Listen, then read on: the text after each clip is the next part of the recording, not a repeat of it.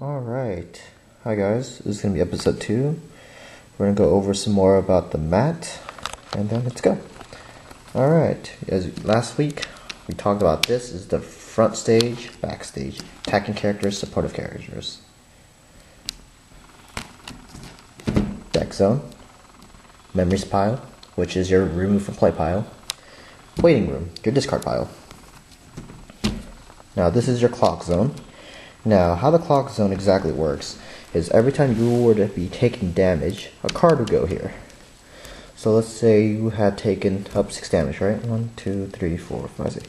Yeah, so maximum 6 damage. Every time you take 6 damage, so let's say you have 2, 3, 4, 5, 6. 6 cards in your clock zone, then you level up. You take one of these cards, put up in your level zone to show that you're symbolizing that level. Rest goes to your waiting room. Got it? Now, stock, that's where your resource is. So let's say you're battling, you attack, you do a trigger check, which just checks the top card of it and see if there's an activated effect. Like this one has no activated effect, but normally after that, this will go to your stock. And then if you wanted to play a card like this, you gotta be at level 3, which means you gotta be losing. And then this costs 2 cards from the stock. So if you had 2 cards from your stock, you can just pay it.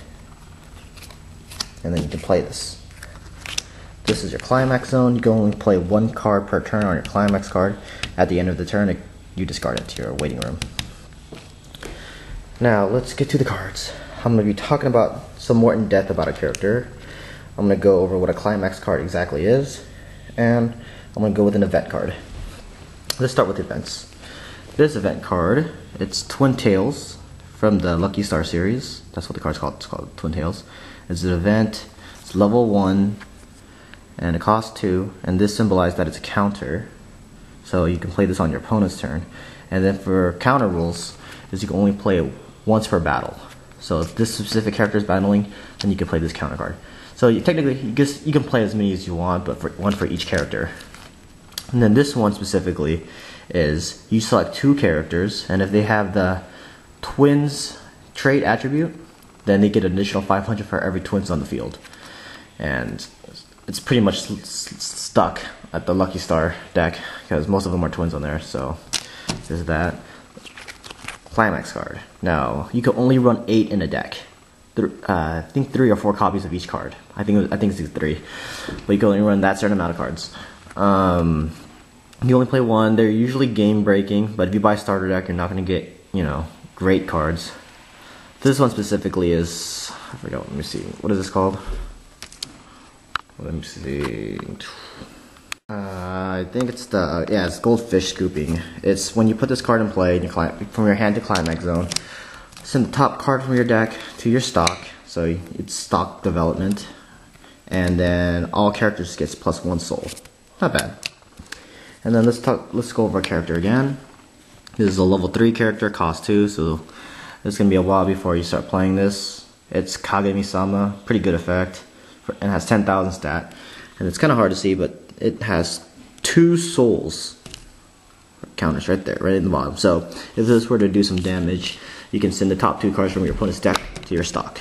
So it'll help catch you up pretty fast. With 10,000 power, it can pretty much run over characters. And it actually has 2 effects. Its first effect is you can, when this card is put in play, you send all the climax card in your waiting room, goes back into your hand. And after that, it has an activate effect where you can discard a climax card, and you can target one of your opponent's characters and they'll lose 1,000 stats. So that's pretty good. And then let's see, what else can I teach you guys? Like I said, this does damage. So let's say that you're doing battle, you tap this, and you did a trigger check. You flip this, that's 2 souls right there. That's the trigger check right there, actually. That's 2. So you can add that 2 to her 2, will be 4. So this was direct damage, so it's been doing 4 damage. Send the top 4 cards from your opponent's deck to their clock zone. And I think that's about it for today. I can teach you guys. Maybe next week I'll show you guys something better. Alright, that's it. Later.